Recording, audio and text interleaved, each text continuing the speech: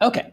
Example 5, or part 5, is about the sum and difference. So the derivative of a sum is the sum of the difference of the derivatives. So in other words, you can just do instinctively what you think you should do. All right. So like on this very first one, we're just taking the derivative of each individual term and adding, subtracting, depending on what it says. Okay. So f prime of x is 3x squared minus 10x plus 2 minus 0.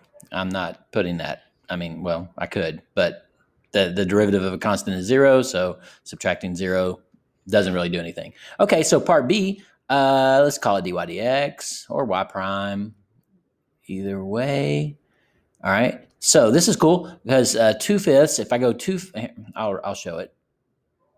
So it's 2/5 constant multiple rule times 5 and then x to the 4th. And then plus a 4x cubed and a 6x and then minus 0. Okay. So, of course, 2/5 of 5 is just going to be 2. So I've got 2x to the 4th. I guess I could have done this from the very beginning, but it's all good.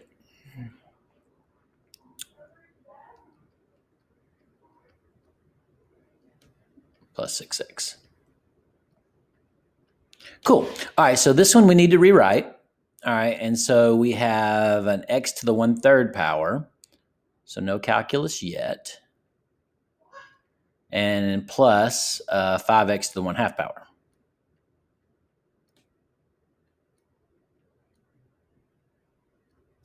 There we are.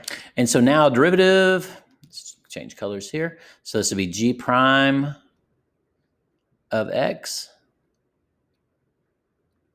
All right, so we're going to have a 1/3 x to the negative 2/3. So 1/3 x, and then 1/3 minus 1 is negative 2/3. So there's things we could do with that if we want to. And then this would be 5 halves, because you're going to multiply by 1/2. So I have 5 halves x to the negative 1/2.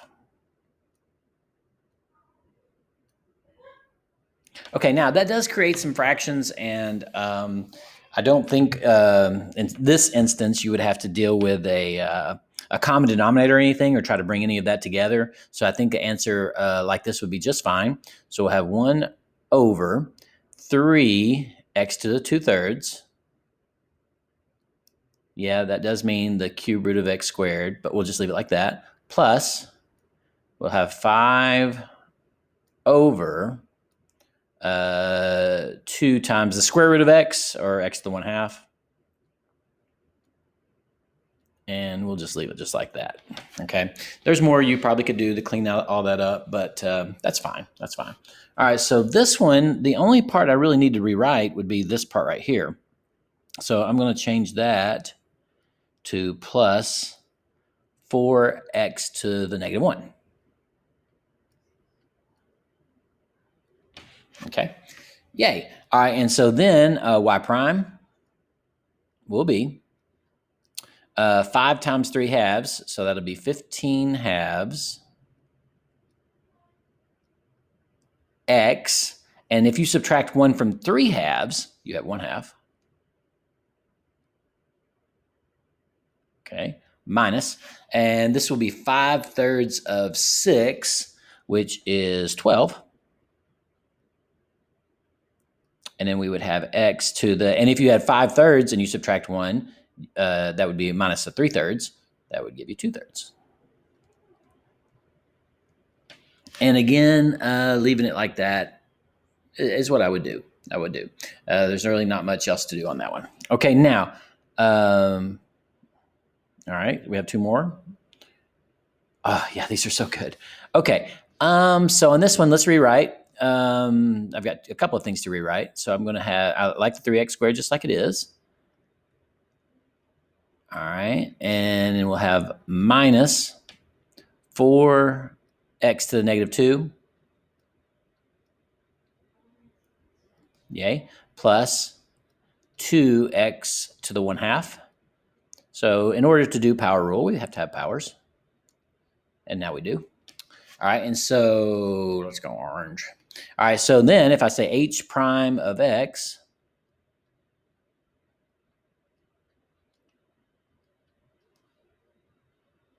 we've got 6x.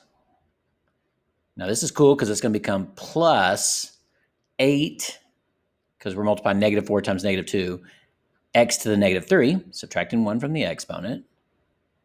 And then this is interesting. Half of 2 is 1, so I won't put anything there, and I'll have x to the -1/2. And again, the negative exponents, I like to deal with them a little bit, but sometimes the answer like this is perfectly acceptable. It just depends on what you're doing next, really. All right. If we're having to do more with them, like in the applications of the derivative, we might want to do a few more things. And they're pretty nice about not having you to deal with a mixture of variables in a denominator and not. Okay. So I mean, what's the point? Just making things difficult for no reason. But I'll go ahead and clean that up a little bit. And then this one will be just 1 over the square root of x, or x to the 1/2. This time I'll write it as square root of x. Cool. Good. Yeah. Okay. I think that'll work. Now on this one, it looks like, oh no, we've got a quotient. Not really. You can rewrite this by dividing everything by x. And so this would be 8x squared. Now I'm not doing any calculus. I'm just dividing everything by x. So 8x squared. And then this would be a 4x. And then this would be minus 3 over x, but I'm going to write it as 3x to the -1 so that we can have a power in which we can manipulate. Boom. All right. So then f prime of x, and I wrote h. Well, that just don't make no sense.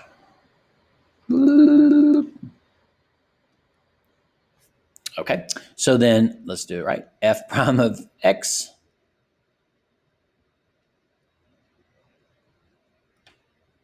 All right, is going to be 16x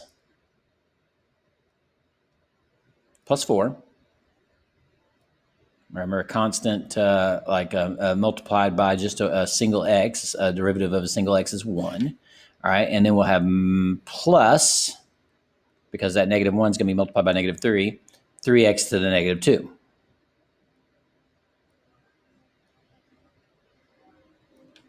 Excellent.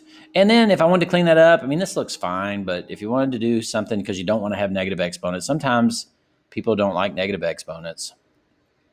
And for me, it's fine just as it was. And then if I want to take care of that negative exponent, it would be 3 over x squared.